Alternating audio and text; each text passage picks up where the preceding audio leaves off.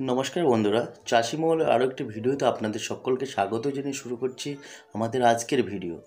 আপনারা যে এই চারাগুলি দেখছেন এগুলি হচ্ছে পেঁয়াজের চারা। পেঁয়াজ তো আমরা অনেকেই খেয়ে থাকি বা অনেক রেসিপিতেও আমরা পেঁয়াজ ব্যবহার করে থাকি, যেমন মাছ এবং মাংসে এবং নানান রকম রেসিপিতে আমরা এই পেঁয়াজ ব্যবহার করে থাকি। পেঁয়াজ ছাড়া আমাদের চলেই না। তো চলুন তাহলে জেনে নেওয়া যাক আজকে আমাদের এই পেঁয়াজ চাষ করতে একজন চাষির কতটা পরিশ্রম লাগে। আর এই যে আপনারা পেঁয়াজগুলো দেখছেন, আর এই পেঁয়াজ চাষ করতে হলে প্রথমে আমাদের সম্পূর্ণ মাটিটাকে তৈরি করে নিতে হবে সার দিয়ে, এবং পরে জমিতে জল ছেড়ে জল সেচ দিতে হবে।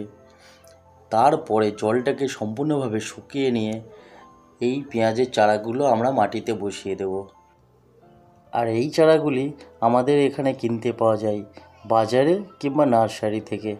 তো এই চারাগুলি নিয়ে এসে আমরা জমিটাকে, যেমন বললাম, প্রথমে ভালোভাবে তৈরি করে নেওয়ার পর আমরা জলটাকে শুকিয়ে নিই। কেন, জল যদি আমরা জমি থেকে না শুকাই তাহলে ওই চারাগুলি দেখছেন, চারাগুলো সম্পূর্ণ উঠে যাবে। বেশি জল থাকলে এটা ধানের পদ্ধতিতেই বসানো হয়, কিন্তু ধান আর এটা সম্পূর্ণ আলাদা। এই পেঁয়াজগুলিতে অল্প সামান্য মাটি কাদা কাদা ভাব থাকবে, তবে এই চারাগুলি বসানো যাবে ভালোভাবে। যদি জল থাকে তাহলে তার শিকড় থেকে ছেড়ে দেবে এবং উঠে যাবে। সে জানে কতটা পরিশ্রম করতে হয় এই পেঁয়াজের চারাগুলি বসাতে।